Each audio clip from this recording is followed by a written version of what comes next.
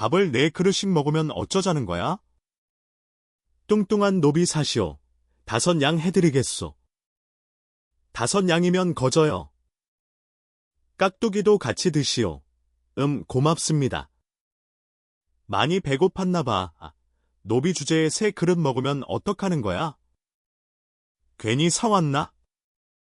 정기 수야담을 찾아주셔서 감사합니다. 구독과 좋아요는 사랑입니다. 이야기 한판 시작해 보겠습니다.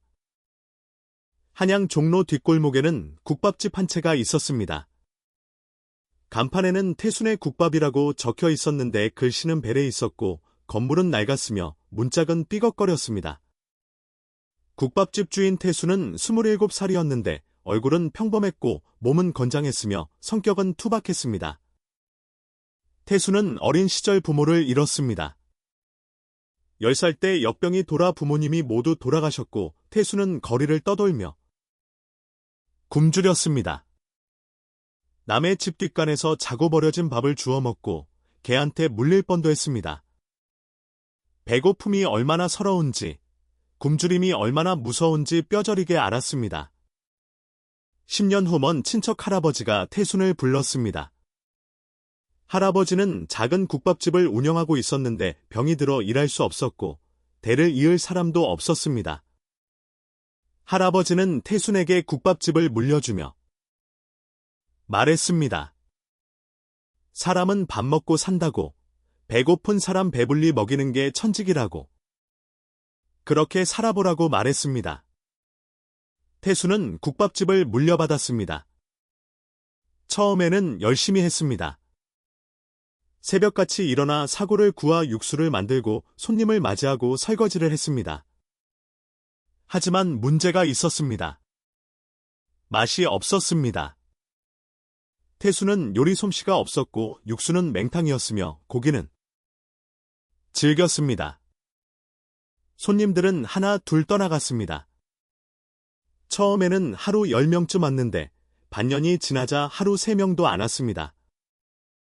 태순은 절망했습니다. 이대로 가면 가게 문을 닫아야 할 것 같았습니다. 태순은 매일 밤 장부를 펼쳐보며 한숨을 쉬었습니다. 남은 돈은 5냥뿐이었습니다. 어느 날 아침 태순은 시장에 장을 보러 갔습니다. 쌀과 고기를 사야 했는데 돈이 부족해서 고민이었습니다. 태순은 시장을 돌아다니며 값을 깎아 달라고 애걸했지만 상인들은 고음을 쳤습니다. 바로 그때였습니다. 시장 한쪽에서 소란이 일어났습니다. 사람들이 모여들어 구경하고 있었고 누군가 비명을 지르고 있었습니다. 태순은 호기심에 사람들 사이를 비집고 들어가 보았습니다. 한 뚱뚱한 여자가 바닥에 쓰러져 있었습니다. 여자는 20쯤 되어 보였는데 키는 작았고 몸은 둥그러며 얼굴은 밀가루 투성이었습니다. 여자 앞에는 떡장수가 서 있었는데 떡장수는 막대기를 들고 여자를 때리고 있었습니다. 이 도둑년, 또 내 떡을 훔쳐 먹었지. 매번 이러면 어떡하냐. 여자는 바닥에 엎드려 빌었습니다. 배가 고파서 그랬다고, 다시는 안 그러겠다고. 살려달라고 울부짖었습니다. 하지만 떡장수는 듣지 않고 계속 때렸습니다. 구경꾼들은 수군거렸습니다. 저 여자는 주인 없는 종이라고, 여기저기 떠돌며 음식을 훔쳐 먹는다고, 저렇게 뚱뚱한 게 밥만 축낸다고 비웃었습니다. 태순은 여자를 보며 묘한 감정이 들었습니다. 여자의 모습에서 어린 시절 자신의 모습이 겹쳐 보였습니다. 굶주리며 남의 집 뒷을 뒤지던 자신, 버려진 밥을 주워 먹다 개한테 물릴 뻔했던 자신이 떠올랐습니다. 태순은 떡장수에게 다가가 말했습니다. 저 사람을 제가 사겠습니다. 떡장수는 태순을 보며 눈을 가늘게 떴습니다. 그리고 물었습니다. 저런 쓸모없는 식충이를 사겠다니? 미쳤느냐고? 태순은 고개를 끄덕이며 말했습니다. 얼마를 달라고? 내가 사겠소? 떡 장수는 잠시 생각하더니 말했습니다. 오냥 내시오. 오냥 주면 저 돼지를 가져가시오. 태수는 품에서 오냥을 꺼내 떡 장수에게 건넸습니다. 전 재산이었습니다. 떡 장수는 돈을 받아 세어보더니 흡족한 표정으로 떠났습니다. 태수는 바닥에 쓰러진 여자에게 다가가 손을 내밀었습니다. 일어나시오. 이제 당신 주인은 나요? 여자는 태순을 올려다보았습니다. 눈에는 눈물이 고여 있었고 얼굴에는 때가 묻어 있었으며 입술은 떨리고 있었습니다. 여자는 떨리는 손으로 태순의 손을 잡았습니다. 태순은 여자를 일으켜 세웠습니다. 이름이 뭐요? 여자는 고개를 숙이며 대답했습니다. 옥녀입니다. 태수는 고개를 끄덕였습니다.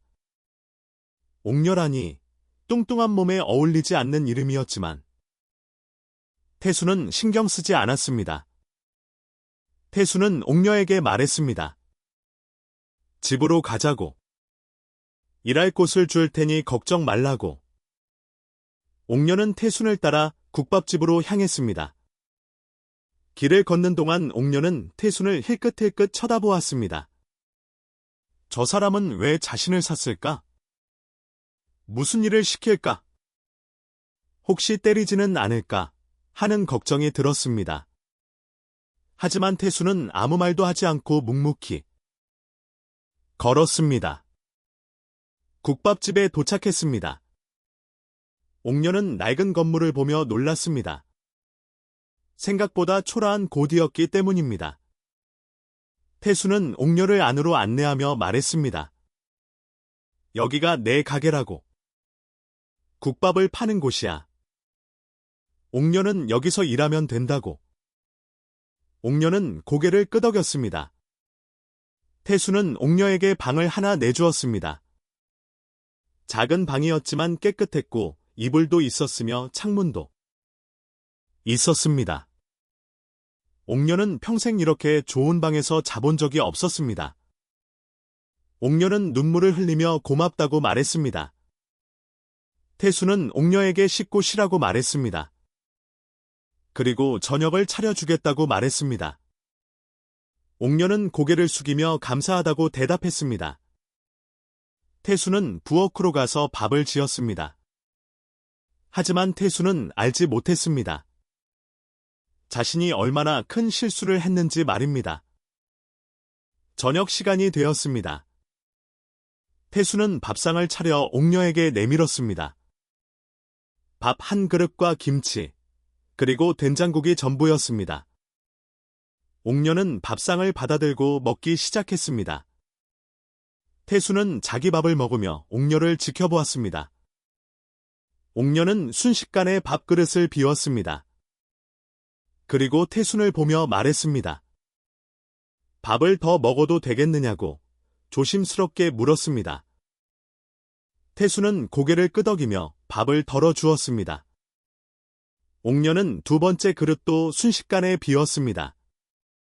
그리고 세 번째, 네 번째, 다섯 번째를 먹었습니다. 태수는 눈이 휘둥그레졌습니다. 옥녀는 멈추지 않고 계속 먹었습니다.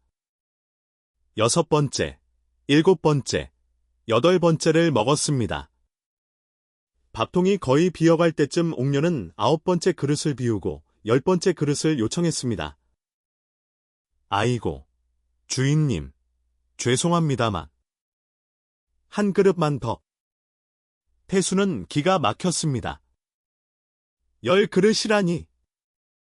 밥통이 완전히 비었습니다. 태수는 마지막 밥을 긁어 옥녀에게 주었습니다. 옥녀는 고맙다며 열 번째 그릇도 깨끗이 비웠습니다. 태수는 빈 밥통을 보며 한숨을 쉬었습니다. 그리고 중얼거렸습니다. 거참. 내가 미쳤지. 쌀 귀신을 들이다니. 옥녀는 미안한 표정으로 고개를 숙였습니다. 태수는 고개를 저으며 설거지를 시작했습니다. 그날 밤 태수는 잠이 오지 않았습니다. 온양으로 산종이 하루에 밥 10그릇을 먹는다면 한 달이면 쌀값만 해도 엄청날 것 같았습니다. 태수는 후회가 밀려왔지만 이미 엎질러진 물이었습니다. 다음 날 아침 태수는 새벽같이 일어나 부엌으로 갔습니다. 어젯밤 쌀이 다 떨어져서 아침 장사를 할 수 없었기 때문입니다. 태수는 한숨을 쉬며 돈 괴짝을 열어보았습니다. 텅 비어 있었습니다. 온양을 옥녀를 사는데 다 썼고 이제 남은 돈은 한 푼도 없었습니다. 태수는 옥녀에게 집을 지키고 있으라 말하고 시장으로 향했습니다. 쌀 장수를 찾아가 사정했는데 외상으로 쌀을 달라고 빌었습니다. 쌀 장수는 처음에는 거절했지만 태순이 무릎을 꿇고 빌자 못 이겨 한 가마니를 주었습니다. 대신 열흘 안에 갚으라고 말했습니다. 태순은 쌀을 짊어지고 집으로 돌아왔습니다. 옥녀는 태순을 보고 달려와 쌀을 받아들었고 부엌으로 가져가 밥을 짓기 시작했습니다. 태순은 옥녀를 보며 말했습니다. 오늘부터 같이 일하자고. 부엌 일을 도와달라고. 옥녀는 고개를 끄덕이며 열심히 일하겠다고 대답했습니다. 태수는 부엌으로 들어가 육수를 끓이기 시작했습니다. 사고를 넣고 물을 붓고 불을 지폈는데 육수는 여전히 맹탕이었습니다. 옥녀는 부엌 한쪽에서 태순이 육수 끓이는 모습을 지켜보았습니다. 옥녀는 코를 훌쩍이며 냄새를 맡았는데 무언가 부족하다는 것을 느꼈습니다. 주인님, 제가 육수 맛을 한번 봐도 되겠습니까? 태수는 고개를 끄덕이며 국자로 육수를 떠서 옥녀에게 건넸습니다. 옥녀는 육수를 한 모금 마시고 눈을 감았습니다. 그리고 조심스럽게 말했습니다. 육수에 사골만 들어갔어요. 생강과 대파, 마늘을 넣어야 해요. 태수는 눈을 크게 떴습니다. 옥녀가 요리를 아는 것 같았기 때문입니다. 태수는 옥녀에게 재료를 건넸고 옥녀는 재료를 넣고 간을 맞추기 시작했습니다. 잠시 후 옥녀는 태순을 보며 말했습니다. 주인님, 이제 됐습니다. 한번 드셔보십시오. 태순은 국자로 육수를 떠서 마셨습니다. 태순의 눈이 휘둥그레졌습니다. 육수가 진하고 고소하고 감칠맛이 돌았습니다. 처음으로 자기 가게 육수가 맛있다고 느꼈습니다. 이게 어찌 된 일이요? 육수가 이렇게 맛있어졌소? 옥녀는 수줍게 웃으며 별것 아니라고 대답했습니다. 태수는 옥녀에게 물었습니다. 어떻게 그렇게 정확히 맛을 아느냐고? 어디서 배웠느냐고?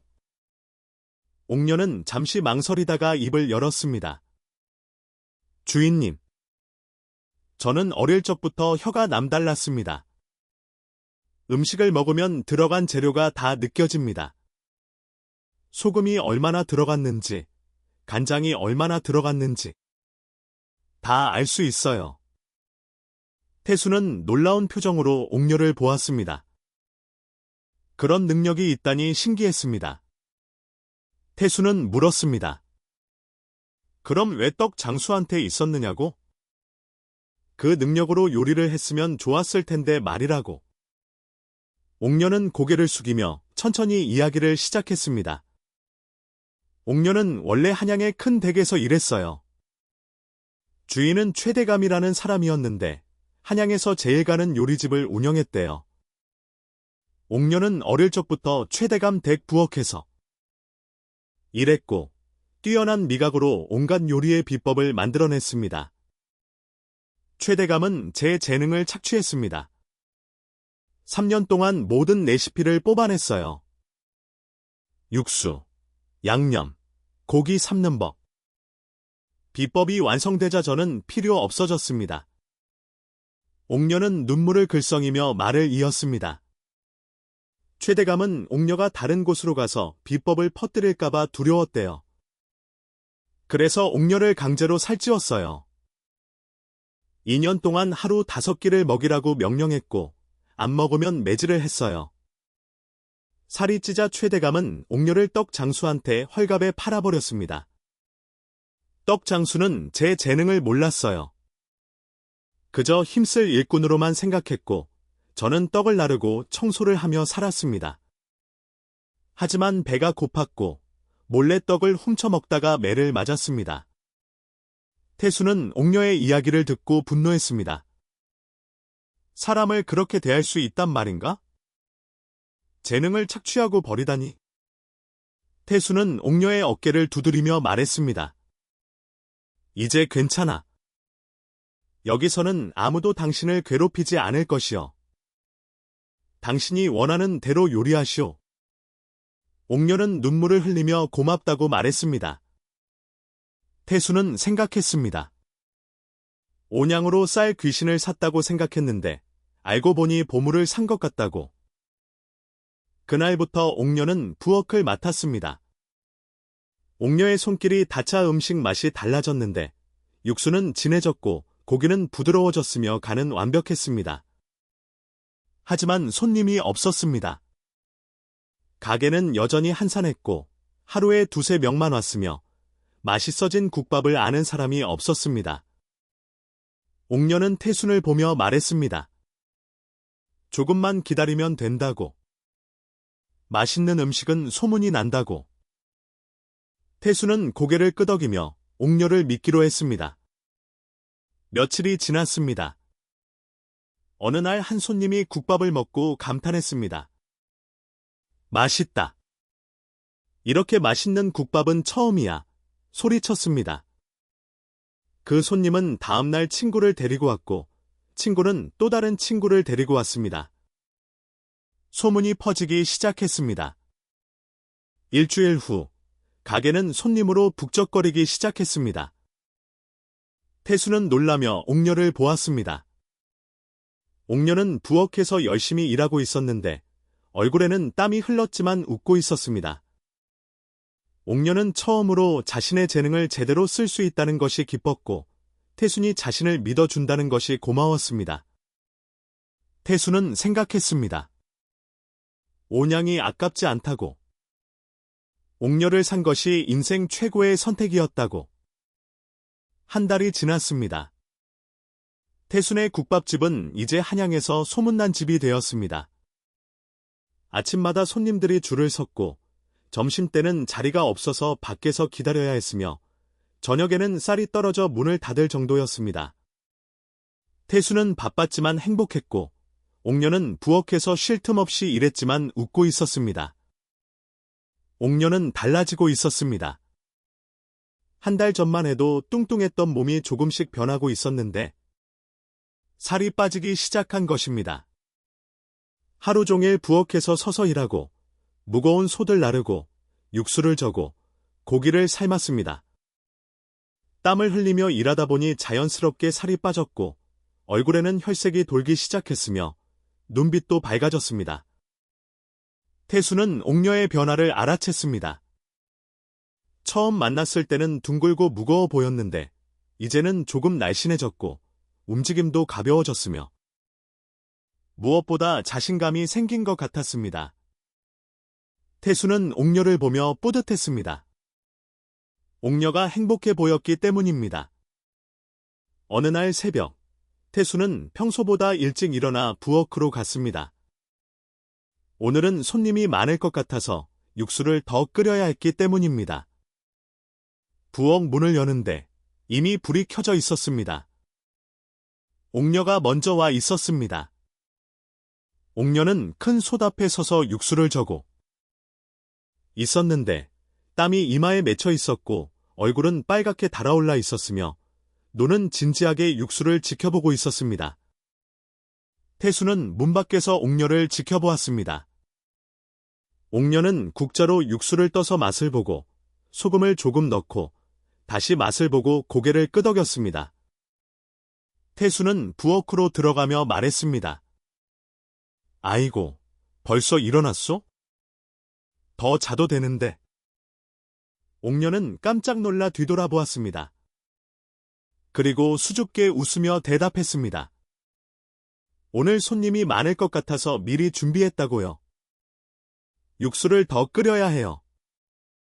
태수는 고개를 끄덕이며 옥녀 옆으로 다가갔습니다.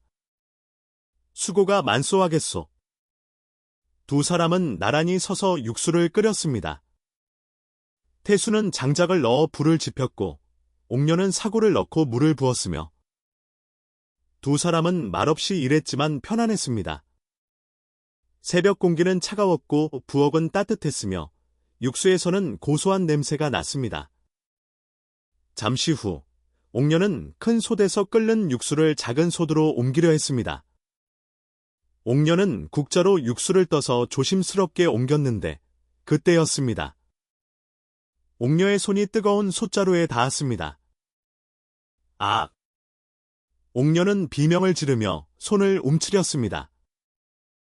국자가 바닥에 떨어졌고 뜨거운 육수가 튀었으며 옥녀는 손을 붙잡고 고통스러워했습니다.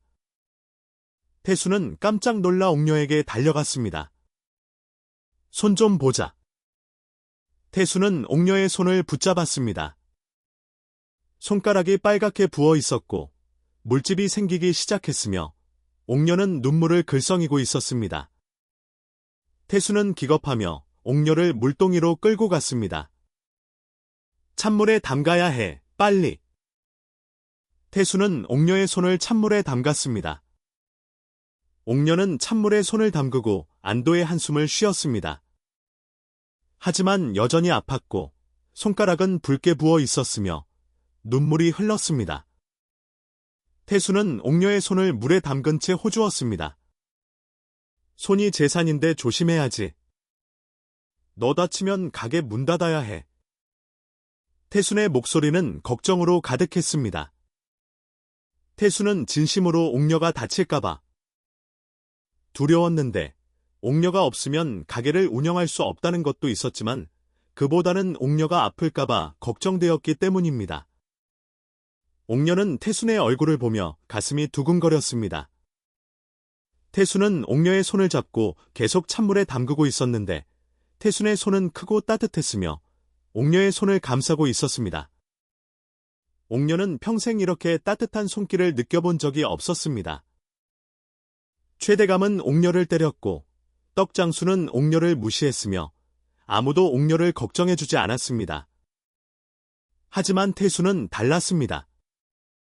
옥녀는 태순을 보며 생각했습니다.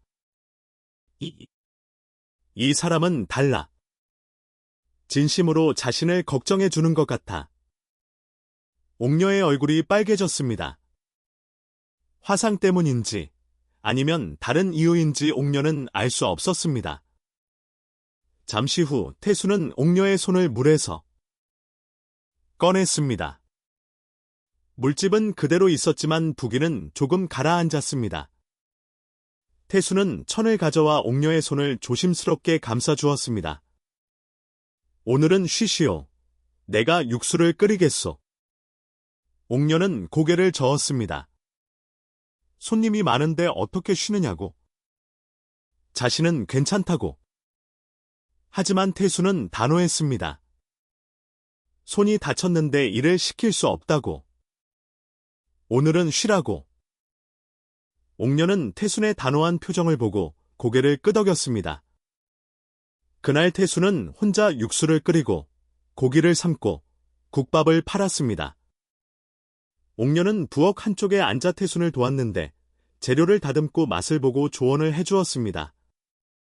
손님들은 여전히 많이 왔고 국밥은 잘 팔렸으며 하루가 무사히 지나갔습니다. 저녁이 되자 태수는 문을 닫고 옥녀에게 다가갔습니다. 옥녀는 손을 보며 걱정스러운 표정을 짓고 있었습니다. 물집이 여전히 있었고 손가락은 뻣뻣했으며 내일 일을 할 수 있을지 걱정되었습니다. 태수는 옥녀 앞에 앉으며 말했습니다. 손 좀 보자고. 약을 발라줘야 하겠다고. 태수는 약 항아리를 가져와 화상 연고를 꺼냈습니다. 그리고 옥녀의 손에 조심스럽게 발라주었습니다. 태순의 손길은 부드러웠고 태도는 진지했으며 옥녀는 또다시 가슴이 두근거렸습니다. 약을 다 바르고 나서 태수는 옥녀에게 말했습니다. 내일도 쉬라고. 손이 나을 때까지 쉬어야 한다고. 옥녀는 고개를 저으며 내일은 괜찮을 거라고, 일하고 싶다고 말했습니다. 태수는 한숨을 쉬며 알았다고 하지만 무리하지 말라고 당부했습니다. 그날 밤, 옥녀는 방에 누워 천장을 보았습니다. 손은 여전히 아팠지만 마음은 따뜻했습니다. 태순이 자신의 손을 잡고 호호 불어주던 모습이 떠올랐고 걱정스러운 표정이 눈에 선했으며 따뜻한 손길이 느껴지는 것 같았습니다. 옥녀는 생각했습니다. 이 사람은 정말 달라. 자신을 사람으로 대해준다고. 옥녀는 가슴 한쪽이 간질거렸습니다. 이상한 감정이었지만 나쁘지 않았습니다. 한 달이 더 지났습니다. 옥녀의 손은 완전히 나았고 가게는 날로 번창했으며 태수는 쌀 장수한테 빚을 갚고도 돈이 남았습니다. 태수는 처음으로 여유가 생겼는데 곳간에는 쌀이 가득했고 장부에는 돈이 쌓였으며 마음은 편안했습니다. 옥녀는 더 많이 변해 있었습니다. 2달 전에 비해 살이 많이 빠졌는데 얼굴 윤곽이 드러나기 시작했고 몸도 가벼워졌으며 걸음걸이도 경쾌했습니다. 태수는 옥녀를 볼 때마다 놀랐습니다. 처음 만났을 때는 둥글고 무거워 보였는데 이제는 제법 볼품이 있어졌기 때문입니다. 어느 날 점심때였습니다. 가게는 손님으로 가득 찼고 태수는 국밥을 나르느라 바빴으며 옥녀는 부엌에서 육수를 끓이고 있었습니다. 바로 그때 한 손님이 큰 소리로 떠들기 시작했습니다. 거참!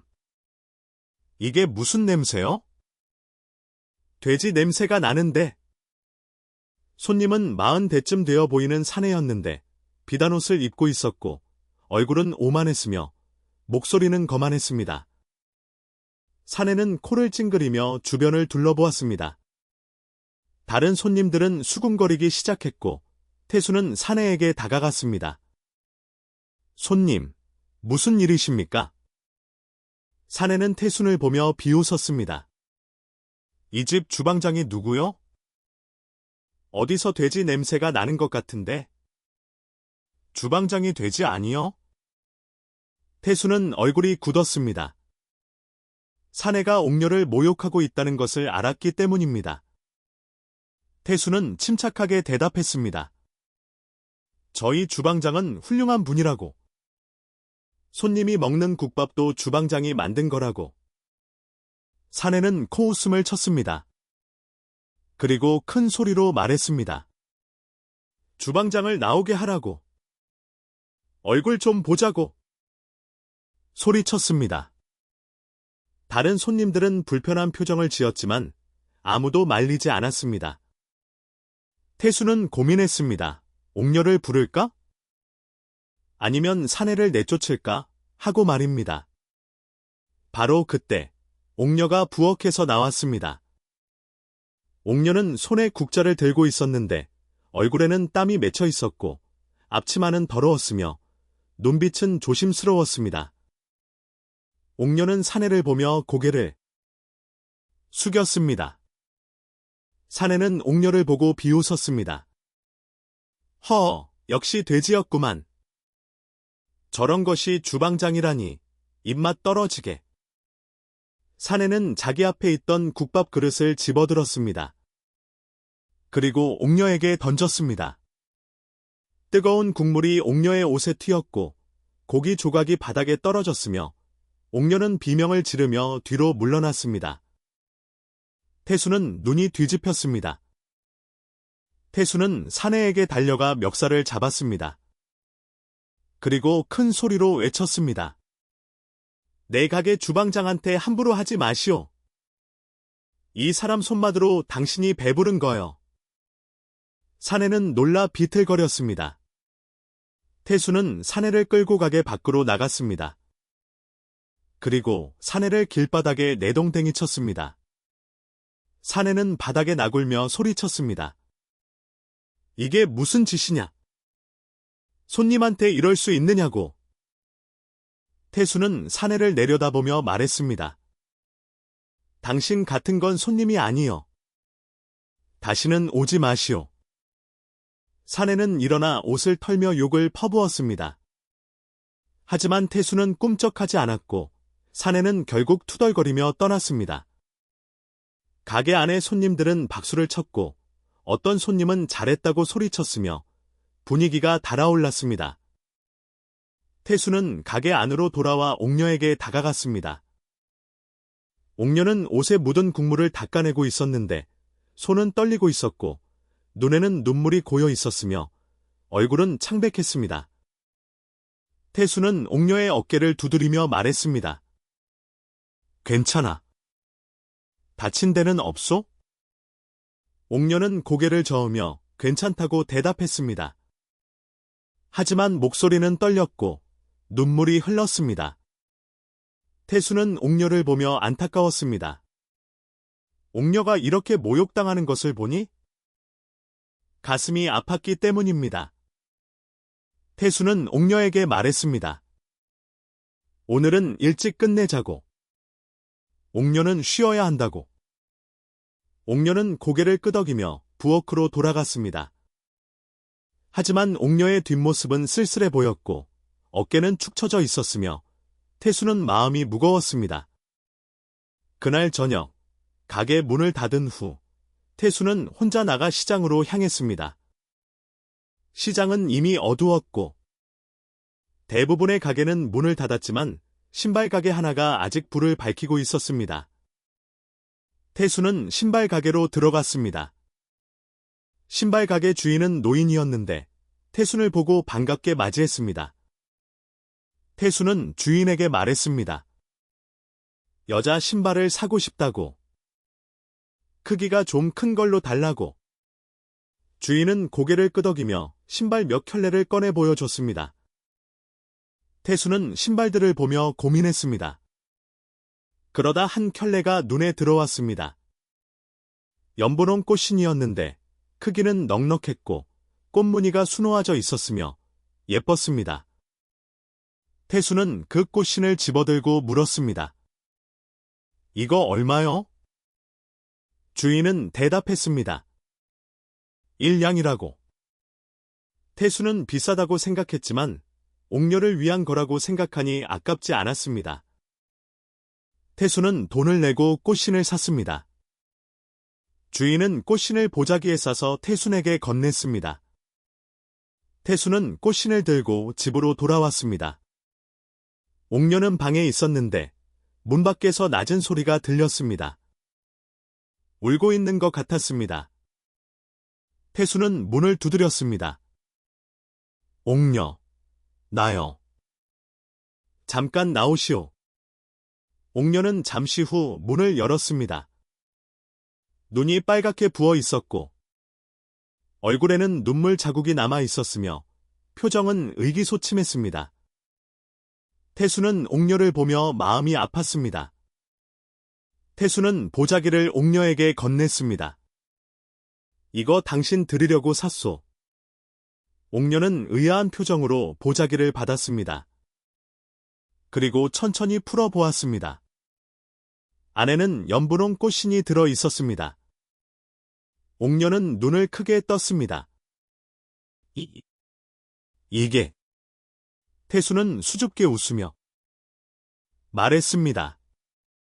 맨날 고무신 신고 일하느라 발이 퉁퉁 부었더구려. 이거 신고 기운 내시오. 옥녀는 꽃신을 보며 눈물을 흘렸습니다. 평생 이런 예쁜 신발을 받아본 적이 없었습니다. 최대감은 옥녀에게 누더기만 주었고 떡장수는 옥녀에게 아무것도 주지 않았으며 아무도 옥녀를 위해 뭔가를 사준 적이 없었습니다. 하지만 태수는 달랐습니다.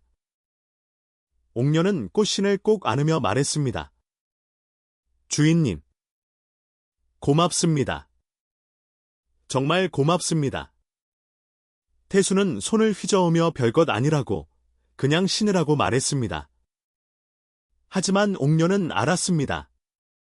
태순이 자신을 진심으로 아낀다는 것을, 자신을 사람으로 대해준다는 것을 말입니다. 옥녀는 가슴이 뜨거워졌습니다. 그날 밤, 옥녀는 꽃신을 안고 잠들었습니다. 꽃신은 따뜻했고, 마음은 포근했으며, 태순의 얼굴이 떠올랐습니다. 옥녀는 생각했습니다. 이 사람은 정말 달라. 이 사람 곁에 있고 싶다고. 다음날 아침, 옥녀는 꽃신을 신고 부엌으로 나왔습니다. 태수는 옥녀를 보고 웃었습니다. 꽃신이 잘 어울린다고. 예쁘다고. 옥녀는 얼굴이 빨개지며 고개를 숙였습니다. 하지만 두 사람은 알지 못했습니다. 한양 저편에서 최대감이 소문을 듣고 있다는 것을, 태순의 국밥집이 대박 났다는 소문을, 그리고 그 맛이 옥녀의 손맛이라는 것을 말입니다. 보름이 지났습니다. 태순의 국밥집은 이제 한양에서 손꼽히는 맛집이 되었습니다. 아침마다 줄이 섰고, 점심에는 자리가 없었으며, 저녁에는 재료가 떨어져 일찍 문을 닫았습니다. 태수는 곳간에 쌓인 돈을 보며 감탄했고, 옥녀는 부엌에서 행복하게 일했으며, 두 사람은 서로를 의지하며 살았습니다. 옥녀는 많이 변해 있었습니다. 석 달 전에 비해 살이 상당히 빠졌는데, 얼굴 윤곽이 또렷해졌고, 허리도 가늘어졌으며, 움직임도 민첩했습니다. 태수는 옥녀를 볼 때마다 놀랐습니다. 처음 만났을 때는 뚱뚱했는데, 이제는 제법 예뻐 보였기 때문입니다. 어느 날 오후, 가게 문이 열리며 한 사내가 들어왔습니다.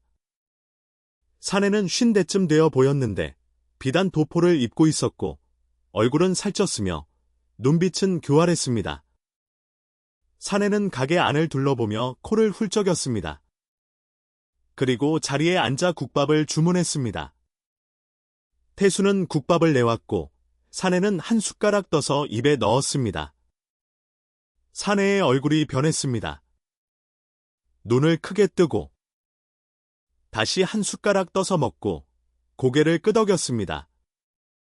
사내는 국밥을 다 먹고 나서 태순을 불렀습니다. 주인장, 잠깐 이리 오시게. 태순은 사내에게 다가갔습니다. 사내는 태순을 보며 물었습니다. 이 집 주방장이 누구냐고? 어떻게 이런 맛을 내느냐고? 태순은 대답했습니다. 주방장은 자기 집 식구라고. 재능이 뛰어난 사람이라고. 사내는 빙긋 웃으며 말했습니다. 혹시 주방장이 옥녀라는 이름을 가진 여자 아니요? 태수는 깜짝 놀랐습니다. 사내가 어떻게 옥녀의 이름을 아느냐고 물었습니다. 사내는 웃으며 대답했습니다. 자신은 최대감이라고. 옥녀의 전 주인이라고. 태수는 얼굴이 굳었습니다. 옥녀에게 들었던 최대감이 바로 이 사람이었습니다. 옥녀를 강제로 살찌우고 재능을 착취하고 헐값에 팔아버린 그 사람이었습니다. 태수는 경계하며 물었습니다.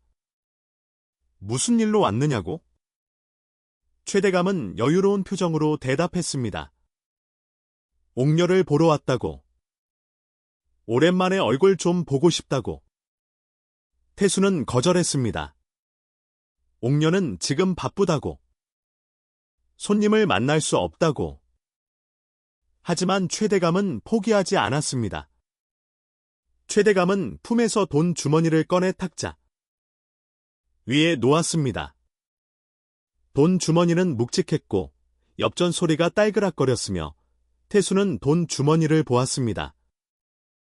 50냥이요. 옥녀를 내게 팔게. 태수는 눈을 크게 떴습니다. 50냥이라니. 엄청난 돈이었습니다. 태순의 국밥집이 한 달 동안 벌어도 50냥은 안 되었습니다. 태수는 흔들렸습니다.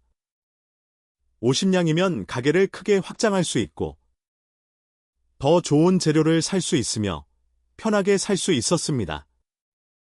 하지만 태수는 고개를 저었습니다.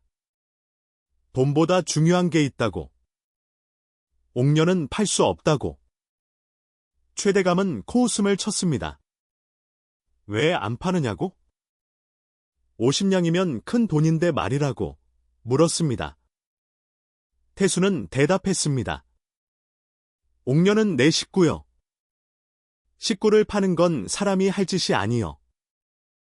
최대감은 비웃으며 말했습니다. 식구라니? 옥녀는 그저 종일 뿐이라고. 돈으로 산 물건이라고. 태수는 화가 났지만 참았습니다. 최대감에게 나가라고, 다시는 오지 말라고 말했습니다. 최대감은 자리에서 일어나며 말했습니다. 알았다고. 하지만 생각을 바꾸면 자기를 찾으라고, 그리고 덧붙였습니다. 옥녀에게도 직접 물어보겠다고. 옥녀가 어떻게 생각하는지 듣고 싶다고. 최대감은 부엌으로 향했습니다. 태수는 막으려 했지만 최대감은 이미 부엌 문을 열었습니다. 옥녀는 육수를 끓이고 있었는데 최대감을 보고 얼굴이 하얗게 질렸습니다. 옥녀는 뒤로 물러서며 떨었습니다. 최대감은 옥녀를 보며 감탄했습니다. 살이 많이 빠졌다고. 이제 제법 봐줄 만하다고. 그리고 옥녀에게 다가가며 말했습니다.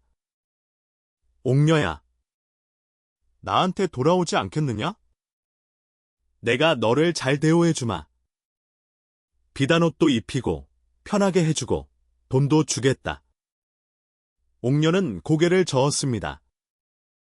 옥녀는 최대감이 얼마나 무서운 사람인지 알았습니다. 재능을 착취하고 강제로 살을 찌우고 버린 사람이었습니다. 옥녀는 떨리는 목소리로 대답했습니다. 싫습니다.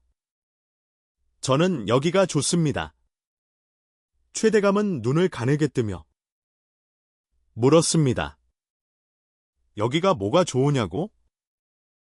이 좁은 부엌에서 하루 종일 하는 게 좋으냐고? 옥녀는 고개를 끄덕였습니다. 여기는 자신을 인정해주는 곳이라고. 태수는 자신을 사람으로 대해준다고. 그게 좋다고. 최대감은 한숨을 쉬며 말했습니다. 알았다고. 하지만 생각을 바꾸면 찾아오라고. 자기는 언제든 환영한다고. 그리고 부엌을 나갔습니다. 태수는 최대감을 가게 밖으로 내보냈습니다. 최대감은 떠나면서 태순에게 말했습니다. 후회하지 말라고. 50냥은 큰 돈이라고. 놓치면 다시 없을 거라고. 태수는 대답하지 않았습니다. 최대감이 떠난 후 태수는 부엌으로 갔습니다. 옥녀는 구석에 앉아 울고 있었습니다. 태수는 옥녀에게 다가가 어깨를 두드렸습니다. 옥녀는 태순을 보며 물었습니다. 주인님, 저를 팔지 않으시겠습니까? 태수는 고개를 저으며 말했습니다. 안 팔아요. 당신은 내 식구요. 돈으로 바꿀 수 없소. 옥녀는 눈물을 흘리며 고맙다고 말했습니다. 태수는 옥녀를 보며 깨달았습니다.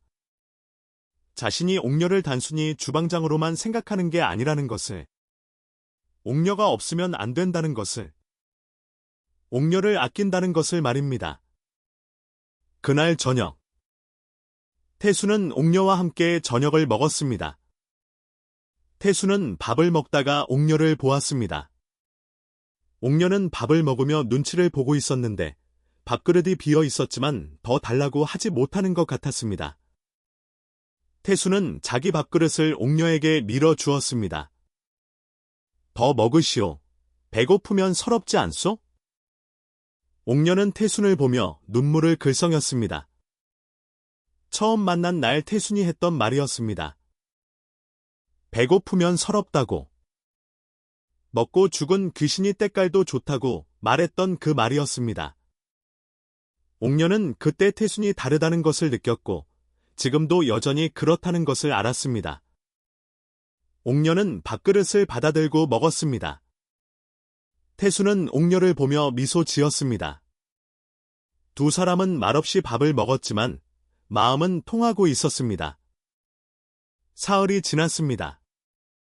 태순의 국밥집은 여전히 번창했고 손님들은 끊이지 않았으며 옥녀와 태순은 서로를 의지하며 일했습니다. 하지만 두 사람은 불안했습니다. 최대감이 포기하지 않을 것 같았기 때문입니다. 과연 그랬습니다. 며칠 뒤 최대감이 다시 나타났습니다. 이번에는 혼자가 아니었는데 하인 셋을 데리고 왔고 하인들은 큰 솥과 재료를 들고 있었으며 최대감은 일기당천한 표정을 짓고 있었습니다. 최대감은 가게 앞에 서서 큰 소리로 외쳤습니다. 거참! 태순! 나와 보게! 태순은 가게 밖으로 나갔습니다. 최대감을 보고 미간을 찌푸렸는데 또 무슨 짓을 하려는 건지 알 수 없었습니다. 최대감은 빙긋 웃으며 말했습니다. 자네, 내 제안을 거절했지. 좋네. 그럼 맞대결을 하세. 내 국밥과 자네 국밥을 비교해서 내가 이기면 옥녀를 내게 넘기게. 태순은 황당했습니다. 맞대결이라니? 무슨 어린이 장난도 아니고. 하지만 최대감은 진지했습니다. 최대감은 말을 이었는데 장터에서 대결하자고, 구경꾼들 앞에서 공정하게 하자고, 만약 태순이 거절하면 비겁한 놈이라고 소문내겠다고 말했습니다. 태순은 고민했습니다. 거절하면 소문이 날 것 같았고 받아들이면 옥녀를 잃을 수도 있었으며 어느 쪽도 좋지 않았습니다. 하지만 옥녀가 부엌에서 나와 말했습니다. 주인님, 제가 하겠습니다. 최대감한테 지지 않을 자신이 있습니다. 태순은 옥녀를 보았습니다. 옥녀의 눈빛은 단호했고 표정은 자신 있었으며 손은 떨리지 않았습니다. 태순은 고개를 끄덕였습니다. 옥녀를 믿기로 한 것입니다. 좋소. 대결을 받아들이겠소? 최대감은 흡족한 표정으로 웃었습니다. 그리고 말했습니다. 오늘 오후 종로 큰 장터에서 만나자고. 구경꾼들 앞에서 공정하게 대결하자고. 태순은 알았다고 대답했습니다. 오후가 되었습니다. 종로 큰 장터에는 사람들이 모여들었는데 소문이 퍼져서 구경꾼들이 몰려왔고 장터는 인산인해를 이루었으며 분위기는 축제 같았습니다. 장터 한쪽에는 최대감이 툇마루를 놓고 있었고 반대편에는 태순과 옥녀가 툇마루를 놓고 있었습니다. 심판은 동네 으뜸 어르신이 맡았는데 이른이 넘은 노인이었고 공정하기로 소문났으며 구경꾼들도 신뢰했습니다. 노인은 두 팀 사이에 서서 규칙을 설명했습니다. 각자 국밥을 끓여서 제출하고 노인이 맛을 보고 더 맛있는 쪽이 이긴다고. 자, 그럼 시작하시오. 최대감은 자신만만하게 육수를 끓이기 시작했습니다. 최대감은 옥녀에게서 뽑아낸 레시피대로 했는데 사고를 넣고 생강을 넣고 대파를 넣고 마늘을 넣었으며 정확한 비율로 양념을 넣었습니다. 최대감은 옥녀를 보며 비웃었습니다. 내 레시피로 만들었으니 내가 이길 수 없다는 듯이 말입니다. 옥녀는 침착하게 육수를 끓였습니다. 옥녀는 레시피를 따르지 않았는데 그저 재료를 보고 냄새를 맡고 맛을 보며 직감으로 요리했습니다. 옥녀는 사고를 넣고 생강을 조금 더 넣고 대파를 조금 덜 넣고 마늘은 다지지 않고 통째로 넣었으며 소금은 손끝으로 느끼며 조절했습니다. 시간이 흘렀습니다. 한 시즌 지나자 두 사람 모두 국밥을 완성했습니다. 최대감은 자기 국밥을 그릇에 담아 심판에게 내밀었고 옥녀도 자기 국밥을 그릇에 담아 심판에게 내밀었습니다. 구경꾼들은 숨을 죽이며 지켜보았습니다. 심판 노인은 먼저 최대감의 국밥을 떠서 입에 넣었습니다. 노인은 천천히 씹고 삼키고 고개를 끄덕였습니다. 맛있다는 표정이었습니다. 최대감은 흡족한 표정으로 팔짱을 꼈습니다. 노인은 이번에는 옥녀의 국밥을 떠서 입에 넣었습니다. 노인의 표정이 변했습니다. 눈을 크게 뜨고 다시 한 숟가락 떠서 먹고 또 한 숟가락 떠서 먹었습니다. 노인은 감탄하며 말했습니다. 아이고, 이게 무슨 맛이요? 이렇게 깊고 진한 맛은 처음이요. 구경꾼들은 웅성거렸습니다. 노인은 두 그릇을 번갈아 보며 생각했습니다. 최대감의 국밥도 맛있었지만 옥녀의 국밥은 차원이 달랐습니다. 육수는 더 깊었고 고기는 더 부드러웠으며 간은 완벽했습니다. 노인은 결정을 내렸습니다. 승자는 옥녀요. 구경꾼들은 환호했습니다. 박수가 터져나왔고 옥녀의 이름을 외쳤으며 태수는 기뻐하며 옥녀의 어깨를 두드렸습니다.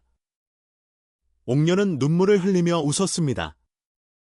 자신이 이겼다는 것이, 최대감을 꺾었다는 것이 믿기지 않았습니다. 최대감은 멍한 표정으로 서 있었습니다. 이해할 수 없었습니다.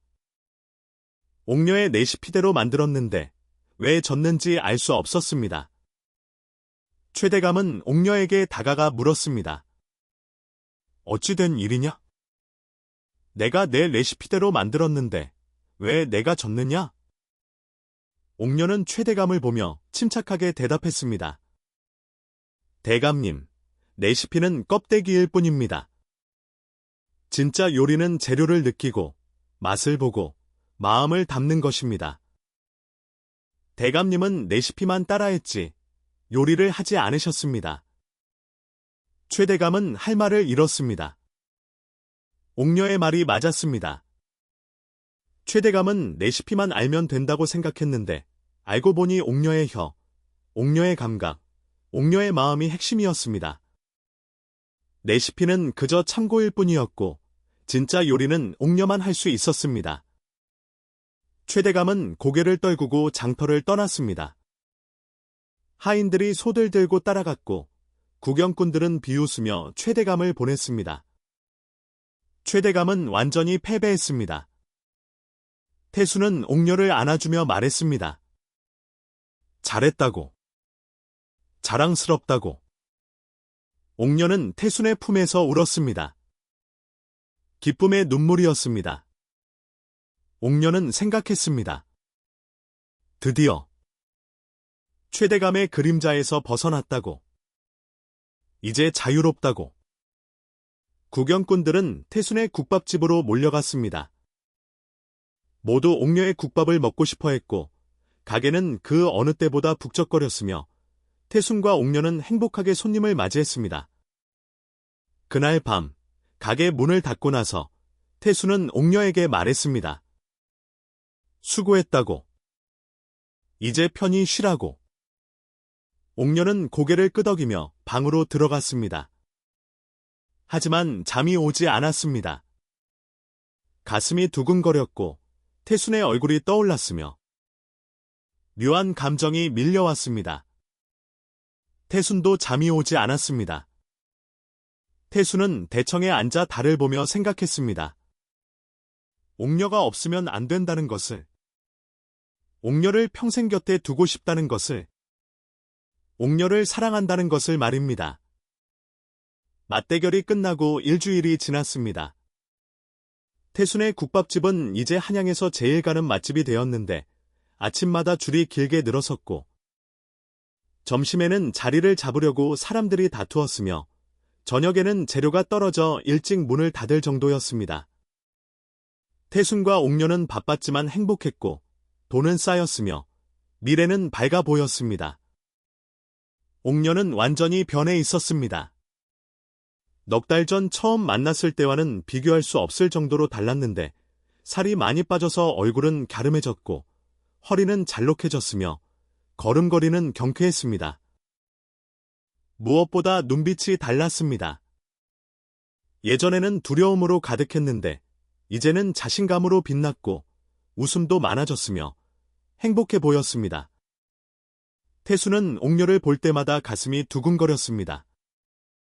처음에는 단순히 불쌍해서 샀던 것인데 이제는 옥녀 없이는 못 살 것 같았고 옥녀를 보면 기분이 좋았으며 옥녀 곁에 있고 싶었습니다. 태수는 알았습니다. 자신이 옥녀를 사랑한다는 것을 말입니다. 어느 날 저녁, 태수는 결심했습니다. 더 이상 미룰 수 없다고 오늘 옥녀에게 마음을 전하겠다고 생각했습니다. 태수는 가게 문을 닫고 부엌으로 갔습니다. 옥녀는 설거지를 하고 있었는데 태수는 옥녀에게 말했습니다. 옥녀, 오늘은 내가 밥상을 차리겠소. 당신은 쉬시오. 옥녀는 의아한 표정으로 태순을 보았습니다. 주인님이 왜 밥상을 차린다는 건지 이해할 수 없었습니다. 하지만 태수는 단호했고 옥녀는 고개를 끄덕이며 대청마루로 나갔습니다. 태수는 부엌에서 정성스럽게 밥상을 차렸습니다. 하얀 쌀밥을 고봉으로 담았고 옥녀가 좋아하는 김치를 듬뿍 올렸으며 육수에 고기를 넣어 국을 끓였고 나물도 무쳤고 생선도 구웠습니다. 태수는 평생 이렇게 정성스럽게 밥상을 차린 적이 없었는데 오늘은 특별한 날이었기 때문입니다. 밥상을 다 차리고 나서 태수는 밥상을 들고 대청마루로 나갔습니다. 옥녀는 대청마루에 앉아 달을 보고 있었는데 보름달이 밝게 빛나고 있었고 밤 공기는 시원했으며 벌레 소리가 들렸습니다. 태수는 옥녀 앞에 밥상을 내려놓았습니다. 옥녀는 밥상을 보고 눈을 크게 떴습니다. 이렇게 푸짐한 밥상은 처음이었고 주인님이 직접 차려준 것도 처음이었으며 무슨 일인지 궁금했습니다. 태수는 옥녀 맞은편에 앉으며 말했습니다. 거참, 옥녀. 내가 할 말이 있어. 옥녀는 태순을 보았습니다. 태순의 얼굴은 진지했고 눈빛은 따뜻했으며 손은 떨리고 있었습니다. 태순은 천천히 입을 열었습니다. 옥녀, 당신은 맨날 남이 먹을 밥만 했지. 이제 평생 내가 차려주는 밥, 같이 먹읍시다. 내 식구가 되어 주시오. 옥녀는 숨이 멎는 줄 알았습니다. 청혼이었습니다. 주인님이 자신에게 청혼을 하고 있었습니다. 옥녀는 믿기지 않았고 눈물이 흘렀으며 가슴이 터질 것 같았습니다. 옥녀는 떨리는 목소리로 물었습니다. 주인님, 정말 저 같은 사람을 태수로 삼으시겠습니까? 태수는 고개를 끄덕이며 대답했습니다. 아이고, 당신 같은 사람을 왜 안 삼겠소? 당신은 재능도 있고 아름다우소. 내 곁에 있어 주시오. 옥녀는 눈물을 흘리며 고개를 끄덕였습니다. 그리고 수줍게 웃으며 대답했습니다. 네, 태수님. 대신 밥은 고봉밥으로 주셔야 해요. 태수는 크게 웃으며 옥녀의 손을 잡았습니다. 옥녀도 태순의 손을 잡았는데 두 사람의 손은 따뜻했고 마음은 하나였으며 미래는 밝았습니다. 한 달 후 두 사람은 혼례를 올렸습니다. 화려하지는 않았지만 따뜻한 혼례였는데 동네 사람들이 모여 축하해 주었고 가게 단골 손님들이 선물을 가져왔으며 모두가 행복해했습니다. 옥녀는 비단 한복을 입고 있었는데 살이 빠져서 한복이 잘 어울렸고 얼굴에는 미소가 가득했으며 태수는 옥녀를 보며 감탄했습니다. 혼례가 끝나고 두 사람은 신방에 들어갔습니다. 옥녀는 수줍어하며 고개를 숙였고 태수는 옥녀의 손을 잡으며 말했습니다. 평생 잘 대접하겠다고, 배고프지 않게 해주겠다고, 행복하게 해주겠다고 약속했습니다. 옥녀는 눈물을 흘리며 고맙다고 대답했습니다. 그날 밤, 두 사람은 마주 앉아 밤 늦도록 이야기를 나눴습니다. 옥녀는 자신의 과거를 말했는데 얼마나 힘들었는지, 얼마나 외로웠는지, 얼마나 죽고 싶었는지 말했습니다. 태수는 옥녀의 손을 잡으며 들었고 이제는 그런 날이 다시 오지 않을 거라고 약속했습니다. 태순도 자신의 과거를 말했습니다. 부모님을 잃고 거리를 떠돌던 이야기, 굶주림이 얼마나 서러웠는지, 밥 한 그릇이 얼마나 귀했는지 말했습니다. 옥녀는 태순의 이야기를 들으며 울었습니다. 두 사람은 서로의 상처를 이해했고 서로를 보듬었으며 마침내 하나가 되었습니다. 세월이 흘렀습니다. 1년이 지났고 태순의 국밥집은 더욱 번창했으며 두 사람은 행복하게 살았습니다. 어느 날 아침, 태순은 부엌에서 밥을 짓고 있었습니다. 약속대로 태순이 아침 밥상을 차리고 있었는데 옥녀는 안방에 누워 있었습니다.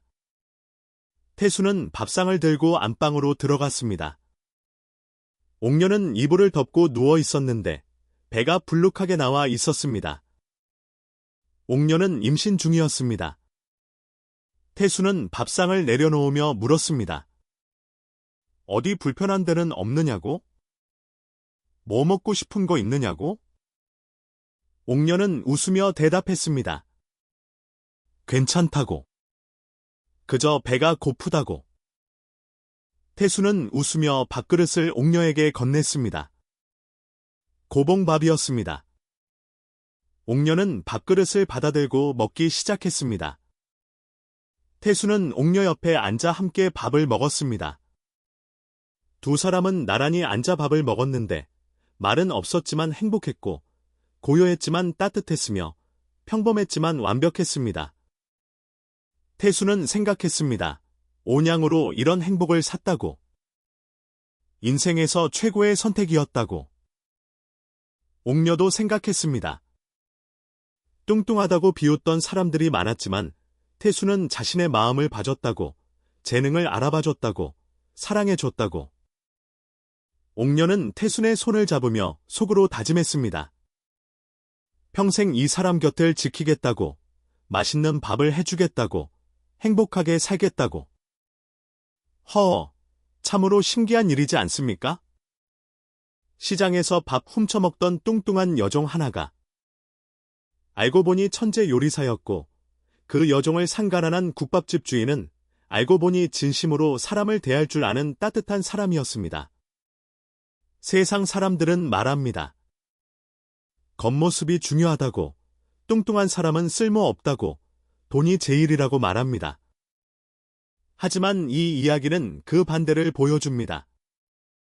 뚱뚱한 겉모습 속에 천재가 숨어 있었고 가난한 주인 속에 따뜻한 마음이 있었으며 온양짜리 거래 속에 평생의 사랑이 숨어 있었습니다. 옛말에 이르기를 배고픈 만큼 서러운 게 없다고 했습니다. 태순은 어릴 적 굶주림을 알았기에 옥녀의 배고픔을 이해했고 옥녀는 학대당한 과거가 있었기에 태순의 따뜻함을 알아봤습니다.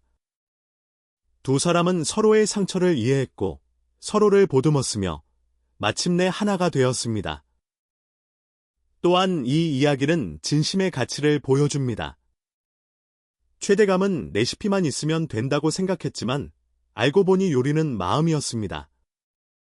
재료를 느끼고 맛을 보고 정성을 담는 것이 진짜 요리였고 그것은 돈으로 살 수 없는 것이었습니다.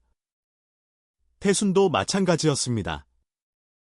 태순은 옥녀를 돈으로 샀지만 진심으로 대했고 그 진심이 옥녀의 마음을 얻었으며 결국 평생의 동반자를 얻었습니다. 온양으로 산 것은 식충이가 아니었습니다. 온양으로 산 것은 평생 밥상 친구이자 동반자를 샀습니다. 돈으로 산 것은 껍데기였지만 진심으로 얻은 것은 사랑이었습니다.